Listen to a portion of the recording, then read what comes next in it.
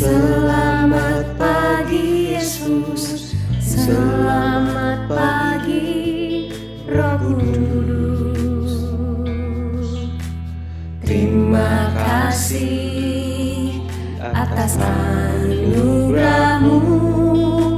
Semalam telah berlalu, ku memuji, ku bersyukur, memuliakan nama-Mu.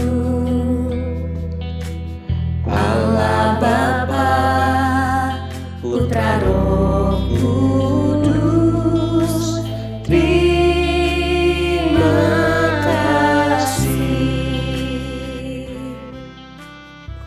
Shalom, selamat pagi. Masih tetap ada di dalam sukacita Kristus. Mari semua yang tengah duduk menantikan sarapan sorgawi, kita berdoa terlebih dahulu. Bapa, terima kasih buat kasih-Mu yang sangat luar biasa. Kasih-Mu yang tidak pernah habis-habisnya hadir di dalam hidup kami.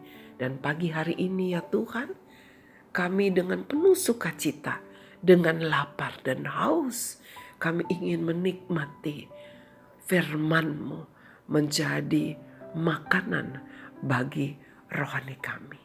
Mari ya Tuhan, berfirman-Lah. Kami sudah menantikannya. Di dalam nama Tuhan Yesus. Amin. Anak-anakku, kalau kemarin kita mendengar berita bahwa Kristus datang untuk membebaskan kita dari belenggu dosa. Hari ini kita akan mendengar firman Tuhan yang berjudul Keselamatan dari Kebinasaan. Ya. Kita akan baca dulu firman Tuhan di dalam kitab Roma pasal 6 ayat yang ke-23. Ya. Sebab upah dosa ialah maut. Kita perhatikan baik-baik. Kalau kemarin kita diajarkan bahwa Kristus datang untuk membebaskan kita dari belenggu dosa. Hari ini dalam Roma pasal 6 ayat 23 ditulis bahwa upah dosa ialah maut. Mengapa Kristus datang membebaskan manusia dari belenggu dosa? Sebab belenggu dosa akan membawa manusia kepada apa? Maut. Maut artinya apa? Binasa. Binasa artinya apa? Masuk neraka. Ya. Kita baca selesaikan dulu ayat ini.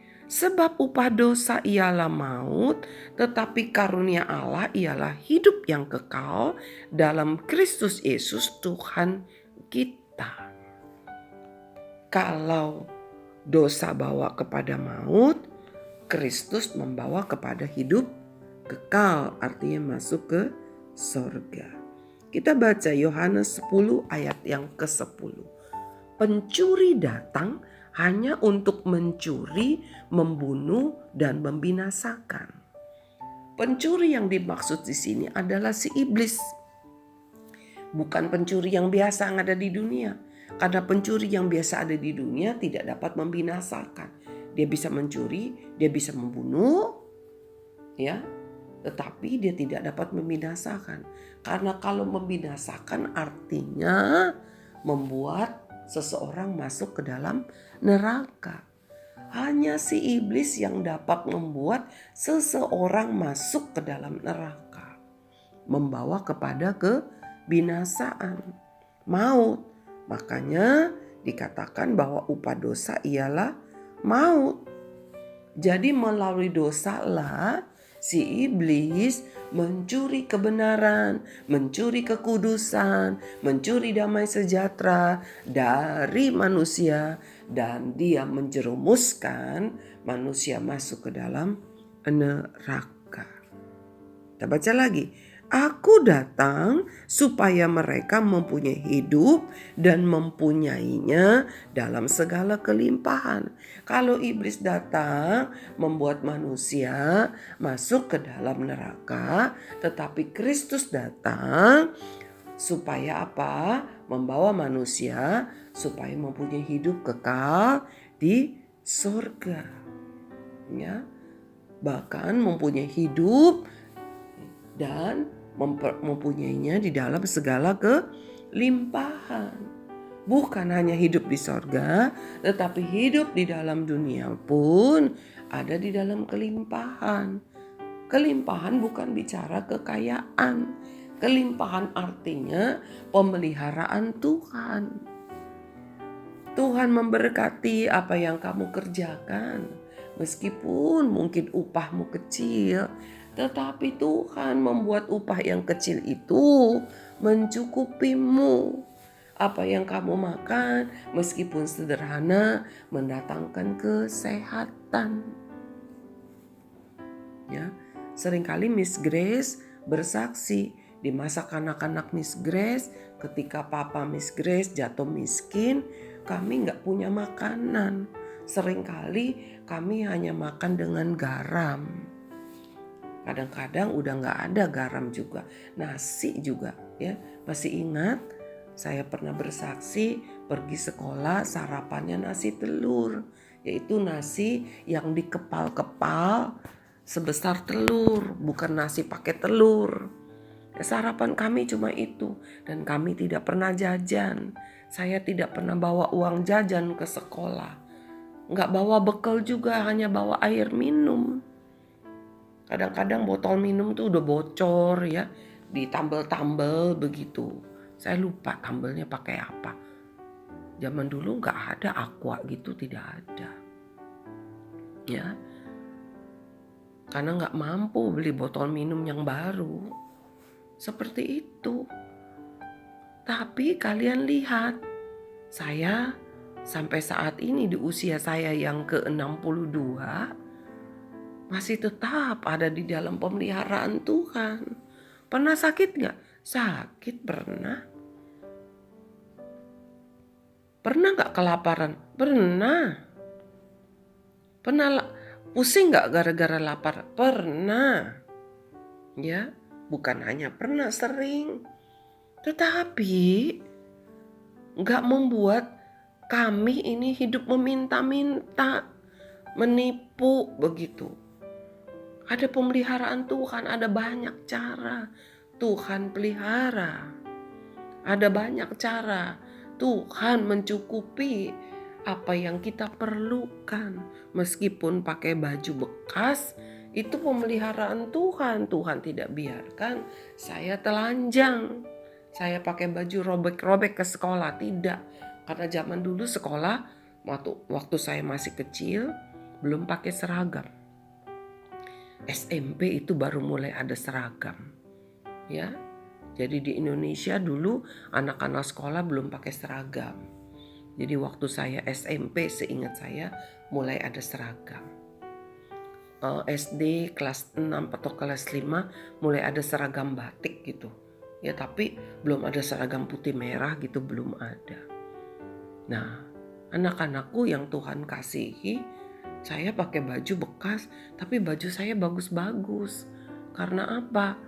Baju bekas itu mami saya permak, jadi ukurannya ukuran saya, ya, dibongkar begitu ya, dijahit ulang.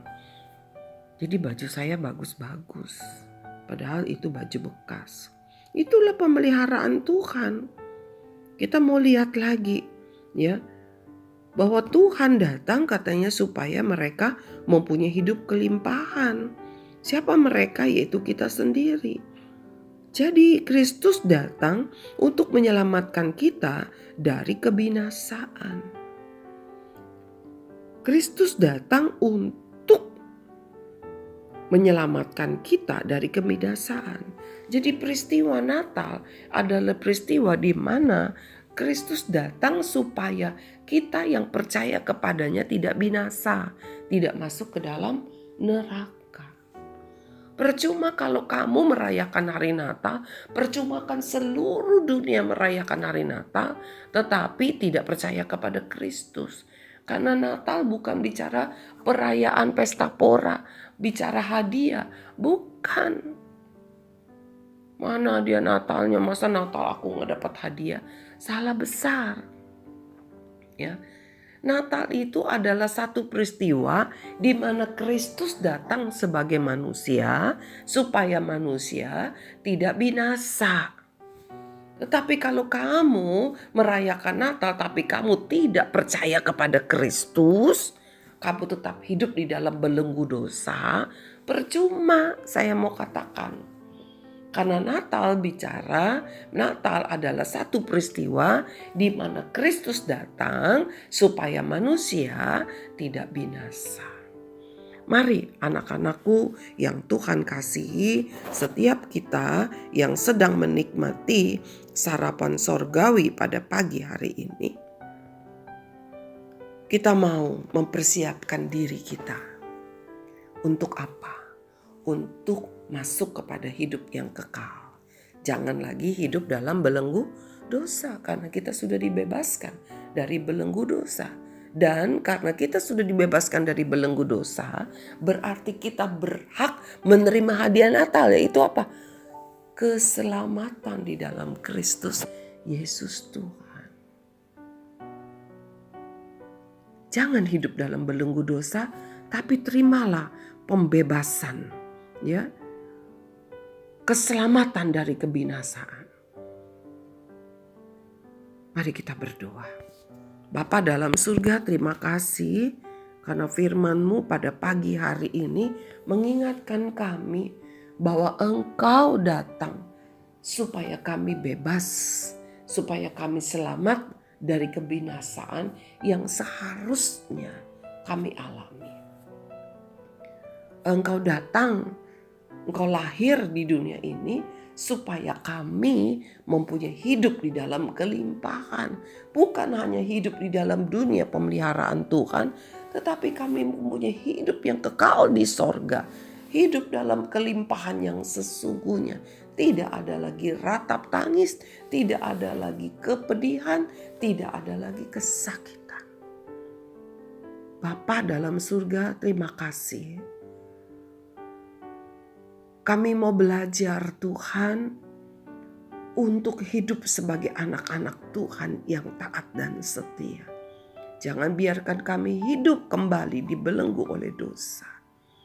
Terima kasih ya Bapa untuk keselamatan dari kebinasaan yang telah Engkau kerjakan lewat Natal di dalam hidup kami. Terima kasih Tuhan.